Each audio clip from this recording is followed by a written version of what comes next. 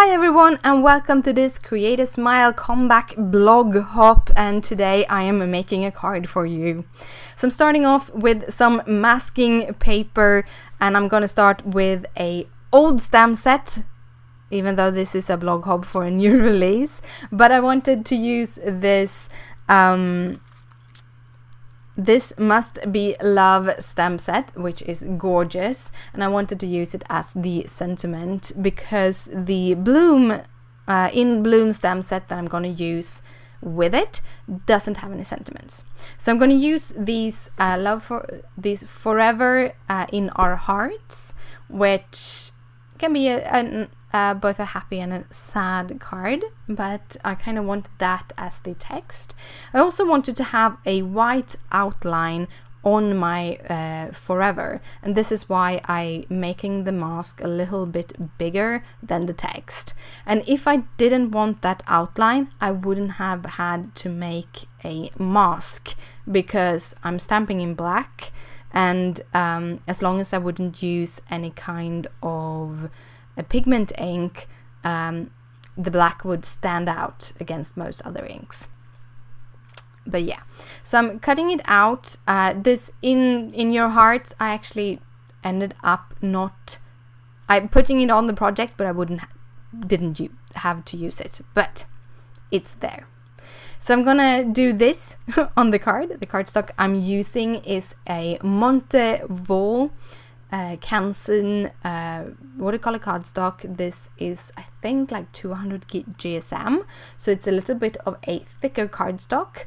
I really like it. I think it might even be 300 GSM. I don't remember. It is thick and it's wonderful to work with. I love it. The ink I'm using here is VersaFine Onyx Black, and if you're only gonna use distress inks with it, it works awesome because with watercolors it does. But I am going to use a technique where I'm also using some Copics, and I wouldn't recommend using this ink for it. This ink is known to stain your nibs if you use it, and I totally forgot it, and I actually didn't remember it until I finished off the card. So yeah, happily enough, it didn't ruin my nibs, but I would be careful if I was you. There are some great black inks out there that work for both water and for Copics. I think both My Favorite Things and Simon Says Stamp has inks like that. So I would look into them if you wanted for this kind of hybrid technique. I also want to say I'm kind of channeling my inner Kelly Latevola. She's making gorgeous creations like this, and well, I've been wanting to show you how I make mine. This is the new stamp set that I am showing in my video. There's a whole bunch of different stamp sets, and if you jump around in this blog hop that is going on, you will see a whole bunch of videos showing off all of the beautiful stamps from this release. So I'm starting off with this big flower, and I ended up just using this big flower. I thought I would be using a lot of different ones. This was why I had that little thing over the In Our Hearts, because I thought I would be using more flowers. And also a little note, if you have a thinner kind of block, or if you have like a stamp positioner thing like the Misty, that would be great to do with something like this, because my block is a little bit too thick, so I can't really push in the middle to get that perfect impression, because this is the watercolor cardstock. Watercolor cardstock is much harder to get a perfect impression on, but with the Misty you can both double stamp it much easier, and you have that little bit of a give in the lid so that you can actually push a little bit extra in the middle to get it down. I have stamped with this stamp on other papers and it stamps beautiful. Well, now we're gonna do some coloring. And first of all, this is supposed to be kind of a very like a blob of color in the middle. So I started off by actually wetting the whole sheet. I wouldn't have had to do that. I could just have put water where in the kind of vicinity of where I wanted the ink to be. And then I could have had dry areas on the other areas, and that would kind of have helped giving a little bit of a nicer line on the colors. But I loved how this turned out in the end. So for me, even though I didn't use the right techniques, it worked out. I'm using some distress inks here. I'm using the Fossilized Amber. Oh god, that was long. That was inside of me for a very, very long way. But anyhow, I'm also using some Marmalade and some Barn Door. I love those colors.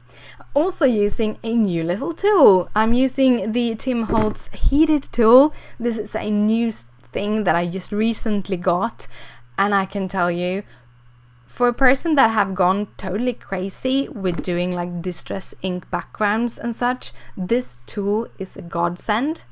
It doesn't, the noise volume on it is actually very low, which means that you can use it without feeling like you're waking up the whole family.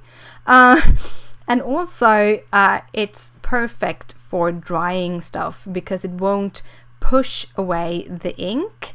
It will kind of let it will just warm where it is. While with my heat tool, if I had any kind of pooling of water, my embossing heat tool, if I had any pooling of water and I would try to dry that, it would blow it out, like when you blow air through a straw to get that effect. I would get that with my embossing heat tool, and with this heat tool I don't, so I really, really love it. So I'm adding some water. After drying it all up, I'm again adding more water, and then I'm dipping my pen or my brush into the spiced marmalade and into the Barn Door. Again, I went a little bit crazy here. I wished that I had let the marmalade and the Barn Door be a little bit more isolated, but still I really like how this card goes out. And here I'm blowing at it because I do want to have that kind of blown out effect. So I just put my head down and blew at that little water droplet. And when I didn't want to dry anymore, I just took a paper cloth and kind of took up the water. So then I'm going in and doing some ink work with my Copics. So I'm starting off playing with, first it was YR15, which I totally intended to actually color over. I just wasn't sure how deep of a color I could use. So I started with the YR15, discovered that it was a little bit lighter than I wanted. So I went to the YR16 and just colored over and added a little bit more depth with that. Then I blended that out with the 15. Then I got the YR12 to kind of do the inner blending, and I added a Y19 as a yellow because on top of that already orange from the distress inks, it actually just kind of made it a little bit more yellowish, and I kind of really like it.